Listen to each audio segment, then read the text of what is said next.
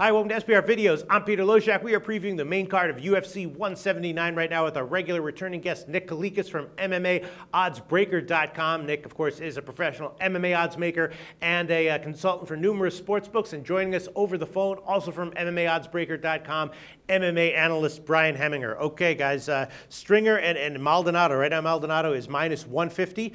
Stringer's plus 130. And, we know that Maldonado took that, super fast beat down against Stipe in his last fight.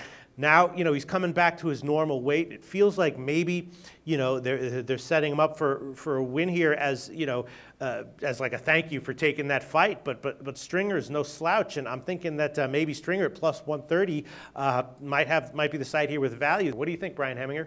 I'm not quite convinced.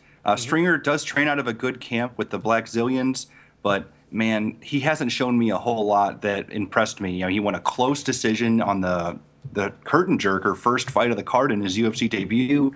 He didn't really show anything impressive in World Series of Fighting. I think he actually had a draw in his last fight.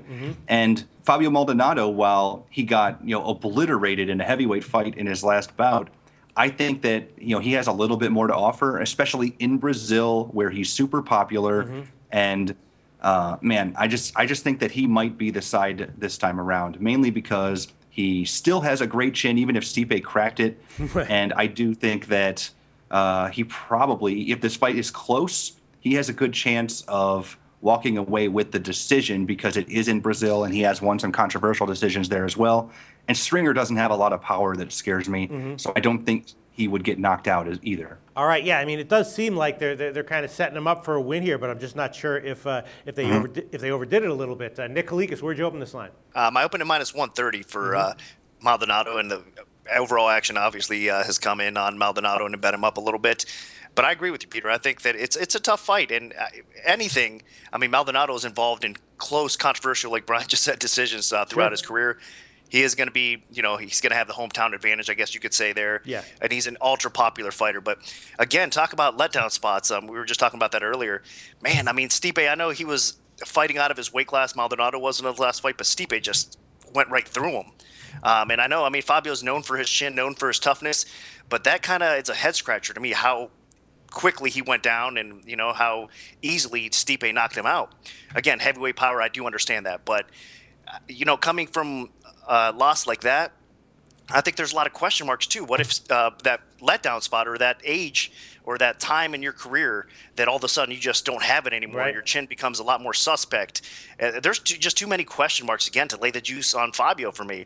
I do think if it hits the scorecards, he probably is going to squeak out a competitive decision. But Hans Stringer, even though he's not known really for his tremendous knockout power, like I said, just watching Fabio kind of go down like that, it makes me scratch my head and think that maybe Hans can catch him along the way in a 3-round fight with something, even if it's considered lucky or whatnot. I think they are going to be competitive back and forth. I think Hans Stringer is going to look to take the fight to the floor at times too. So I think it's another dog or pass situation. I really do. I think that at this point, until you see Fabio bounce back from that loss against Stipe and look okay again or look back to what he was before, you got to avoid him. Brian Heminger, sounds like Nick Kalikas is pretty solidly disagreeing with you here, but you feel like it might be worth a bet to just assume that Maldonado will bounce back. You don't need to see any evidence of it first. No, I'm completely passing on this fight, actually. Okay. I'm going to pick Maldonado to win, but just like Nick, I need some evidence that Maldonado's back. This could be, a Chuck Liddell type situation where a guy with a once legendary chin, he just takes too many beatings over the course of his career and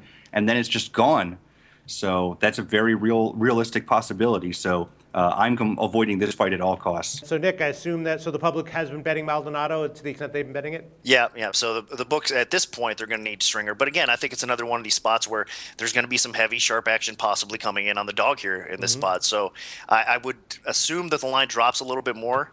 But again, if there's some public heavy action and parlays being involved, they might drive the line up a little bit. But I think it's probably going to close a little bit tighter and a little bit closer to where I opened it. All right, so that's what I'm thinking. The Stringer maybe small value at plus 130, and Brian Heminger, you would stay away from this fight completely, side, total, and prop? Yep, total's everything because you can't trust Maldonado's chin to go to a decision, and who knows, maybe it is good enough that he doesn't get stopped or neither gets stopped. So yeah, I'm completely passing. All right, thanks guys. The SBR Network offers free sports picks and game breakdowns.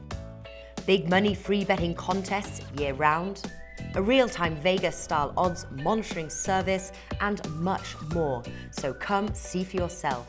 To stay updated on SBR news and promotions, follow us on Twitter, Facebook, and Google+, and do be sure to subscribe to the Sportsbook Review YouTube channel to catch all our daily sports shows.